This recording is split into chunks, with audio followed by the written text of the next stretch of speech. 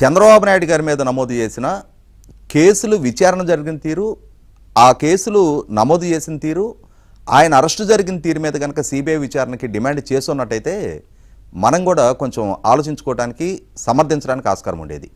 అంటే సామాజికవేత్తలు ఇటు చూడట్లేదు. ఇప్పుడు వాస్తవంగా చంద్రబాబు నాయుడు గారి మీద కేసులు నమోదైన నాడు ఆయన ప్రతిపక్షంలో ఉన్నారు. ఆనాటి ప్రభుత్వం చంద్రబాబు నాయుడు గారి ప్రమేయానికి సంబంధించిన సాక్ష్యాధారాలు కనుక వాళ్ళ దగ్గర ఉండున్నట్టయితే ఆయనకి నోటీస్ సర్వ్ చేసి ఆయన్ని విచారించి ఆయన విచారణకి సహకరించకుండా ఉండున్నట్టయితే ప్రాపర్ వేలో గవర్నర్ గారి దగ్గర నుంచి 17A కింద అనుమతి తీసుకొని ఆయన మీద కేసులు నమోదు చేసి అరెస్ట్ చేసున్నా ఎవరు ఆక్షేపించడానికి ఆస్కారం ఉండేది కాదు. ఇవాళ ఈ కేసులు విచారించిన సిట్ కార్యాలయానికి కోతవేటు దూరంలో చంద్రబాబు నాయుడు గారి తెలుగుదేశం పార్టీ కేంద్ర కార్యాలయం ఉంటుంది. ఉండవల్లి ఆయన నివాసం కూడా కొద్ది కిలోమీటర్ల దూరంలో ఉంటుంది. ఏ నిమిషానికి కావాలన్నా సరే అధికారులు చంద్రబాబు నాయుడు గారిని కన్సల్ట్ చేసి మీ మీద ఈ ఆరోపణలు వస్తూ ఉన్నాయి, వీటి గురించి మీ వివరణ ఏంటి, మీరు వివరణ ఇవ్వాలి అని అడిగితే ఆయన కనుక విచారణకు సహకరించకుండా ఉండున్నట్టయితే, ఆయన వివరణ ఇవ్వకుండా ఉండున్నట్టయితే, ఆయన మీద ఆరోపణలు వచ్చినా విచారణకు సహకరించట్లేదని చెప్పని అరెస్ట్ చేశారంటే మనం అర్థం చేసుకోవాలి. అసలు ఈ ప్రాసెసే జరగలేదు. ఆయన ఇక్కడ ఆయన ఉండే ప్రాంతాన్ని వదిలిపెట్టి ఆయన రాజకీయ కార్యకలాపాల కోసం నంద్యాల పర్యటనలో ఉన్న సందర్భంలో అక్కడికెళ్ళి ఇక్కడి నుంచి అధికారులు అక్కడికి వెళ్ళారు.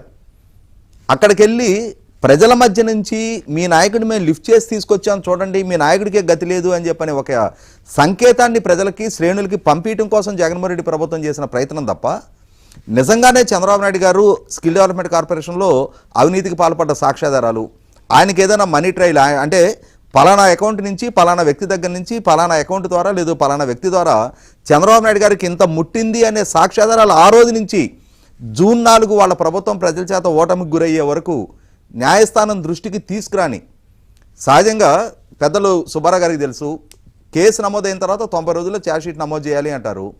90 రోజులు కాదు 270 రోజులు మీరే అధికారంలో ఉన్నారు కదా. సెప్టెంబర్ 9 ఆయన అరెస్ట్ చేస్తే జూన్ 4 దాకా మీరే అధికారంలో ఉన్నారు. మరి అధికారంలో ఉన్న అంత సుదీర్ఘ కాలంలో ఆయన ప్రమేయాన్ని నిర్ధారించి ఏ సాక్ష్యాధారాన్ని న్యాయస్థానం దృష్టికి తీసుకొచ్చారు? ఇవాళ ఒక్క చంద్రబాబు నాయుడు గారు కాదు, అచ్చెన్నాయుడు గారి దగ్గర నుంచి మొదలుపెట్టి జేసీ ప్రభాకర్ రెడ్డి గారి దాకా ప్రతి జిల్లాలో కీలకమైన ప్రతిపక్ష నాయకులందరినీ అరెస్టులు చేశారు.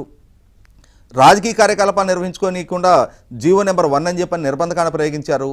పవన్ కళ్యాణ్ గారిని జనవాణి అని చెప్పని ఒక కార్యక్రమం కోసం విశాఖపట్నం పర్యటనకి వెళ్తే ఆయన్ని బలవంతాన విశాఖపట్నం నుంచి బయటికి తరలించారు. ఆంధ్రప్రదేశ్ రాష్ట్రంలో కూడా అడుగుపెట్టనీయకుండా అడ్డుకునే ప్రయత్నం చేశారు.